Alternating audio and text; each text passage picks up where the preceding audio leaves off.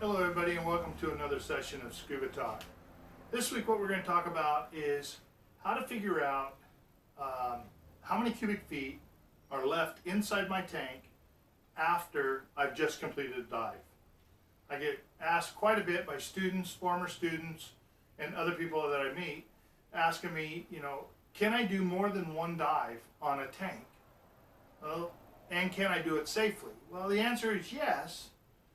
But there's a lot of things that go into that answer. There's several things that you have to think about before I can give you a definite yes. Now, as an instructor, and I know fellow instructors, we'll use our tank on training dives.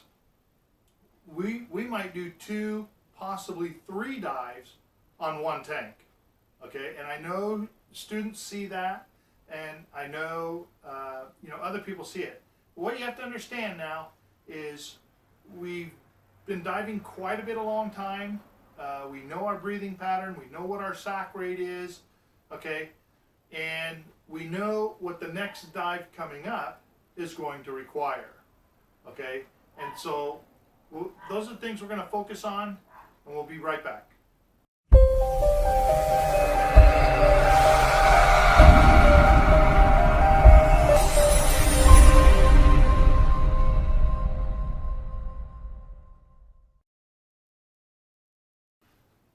Okay, so for you, if you decide, hey, I want to do more than one dive, the cost of getting air fills has gone up.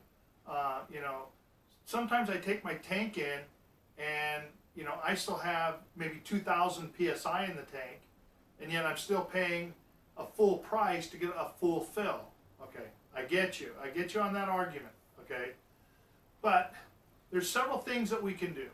One, okay, you're going out for the day, and you're figuring out your first dive.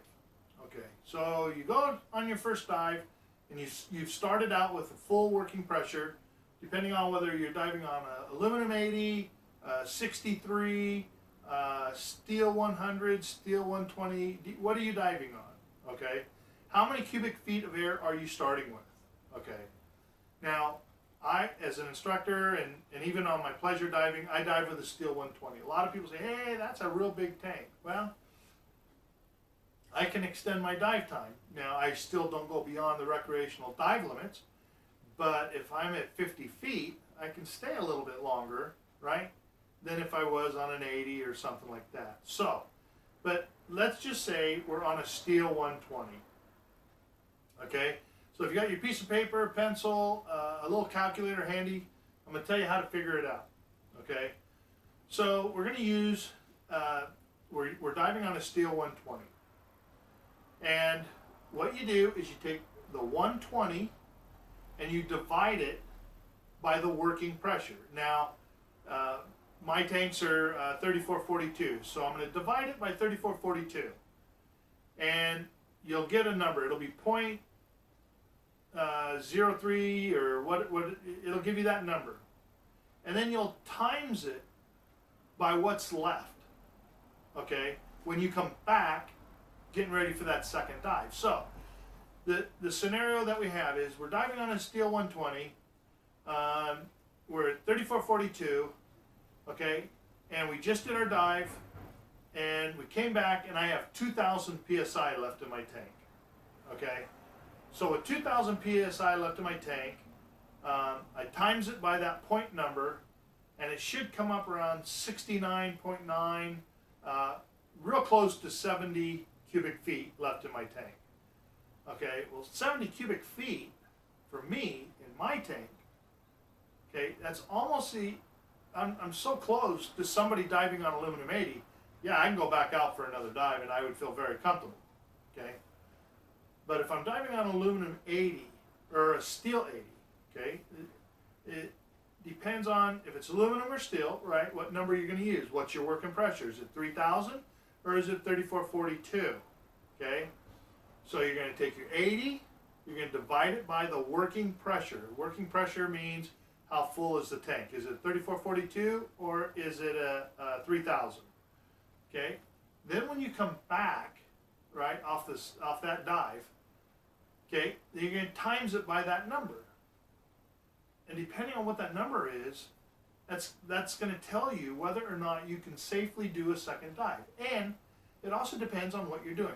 Now, you're going to see a lot of instructors will put 2 and 3 dives on one tank, okay? Because we know our breathing pattern. We've been doing it a long time. If you watch your instructors, or if you watch people who've been diving for a very long time, they're constantly pulling up and looking at their dive computers or their SPGs. Okay, they're constantly looking at them. We've been doing that for years, so we kind of know a time span of about how much air we should have breathed. Okay, so in our heads, we should know about where we're at. Okay, as far as how much left in our tank. Now, as far as training dives, you know, as instructors, we calculate, you know, what are we doing on that training dive? How deep is that training dive? How long do we intend to stay on that training dive? Okay, most training dives only last maybe 20, 25 minutes, sometimes 30 minutes, depending on what the training dive is, how many students are in the class.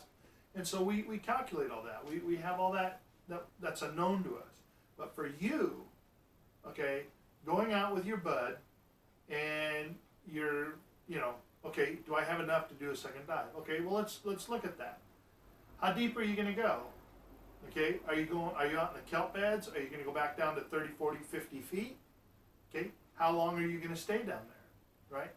And here's the question that I always get, or that I always propose to somebody when we talk about this subject, is yes, you may have enough to go down and do a 30-minute dive, okay, down there. Now, are you going to save yourself enough air for if you have to share air with your buddy to get back to the surface, right? Are you going to have enough air to do your safety stop? You know, those are the things that you have to be thinking about when you're going to start a second dive on a used tank. How much is in there, okay? And at that point, you really need to be diligent and be looking at it, okay? Constantly looking at that dive computer. Now, a couple other things also come to mind, that when we're diving and we're using a used tank, okay, we definitely want to make sure our buddy knows, hey, I'm going out, I got 2,000 left in my tank, I've got about 70 cubic feet of air, so this tank is almost equal to an 80. Okay, so I'm good. Okay, but if you go out and you're telling your buddy, yeah, I've only got about 20 feet of cubic air, that should be a red flag, right? You gotta listen to yourself, tell your buddy what it is you're diving on. Okay. The other part to this equation that I always hear is how expensive it's becoming to get your tanks filled. And a lot of people have complained to me, which I have nothing to do with the rising cost.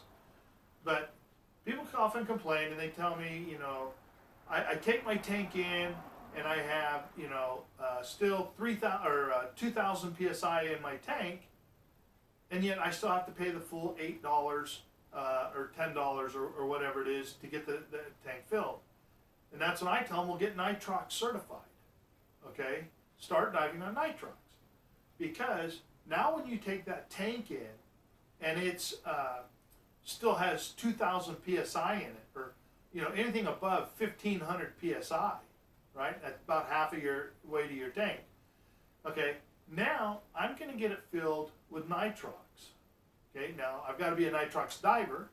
Okay, but I'm going to dive it on nitrox because now I'm only going to pay anywhere from 10 to 15 cents a cubic foot.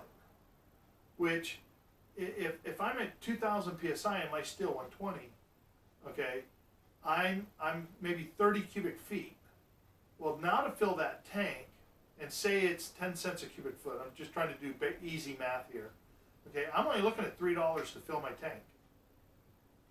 Okay, that's just saved me $5 if it's an $8 air fill. The other advice I can give you is to look into your dive shops.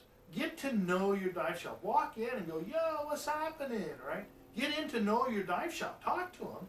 because you'll find out most of them offer airfill cards, and normally it's at a reduced rate. Okay, some of the dive shops that I've dealt with, you can buy. It's called, you buy 10, okay, and you get one free. Well, basically what it is you're buying 9, and the 10th one is free.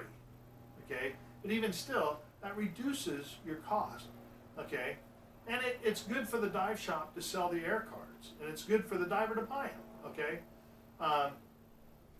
because the dive shop, believe it or not, loses money on airfills. I don't know of really many dive shops that make a lot of money off of airfills. Okay, maybe they are now because they've raised their prices, but back when airfills were only $3 and $4, dive shops were losing money. I mean, they don't lose money in the dive shop, but if all they did was just airfills, they would lose money, because the cost of electricity to fire up that compressor, okay, first of all, the cost of the compressors.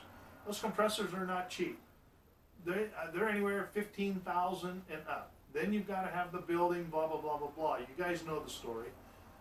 Okay, so that's why I always encourage everybody to either, you know, when you get nitrox certified, and when you take in a tank, right, and it's only got 2,000 in it, right, get it filled with nitrox. Okay, so now instead of diving at 21, maybe you dive at 23, 24% oxygen, right?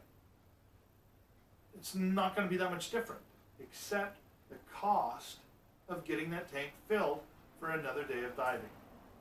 Okay, so those are some of the tips I've learned. Hopefully I've answered the question on how to figure out how many cubic feet are left. Knowing that knowledge, when you go in to get the air fill, right, and you check how much air is left in your tank, that should quickly tell you whether or not you're going to get nitrox put in it or have it filled with air.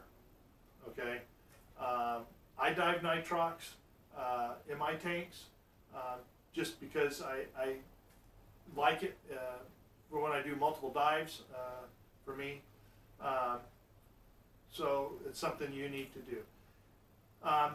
If you enjoy our videos, you enjoy the content that we put out, please feel free to hit the like button, give us a thumbs up, hit the subscribe button, and ring the bell. By ringing the bell, all that does is when we put out new content,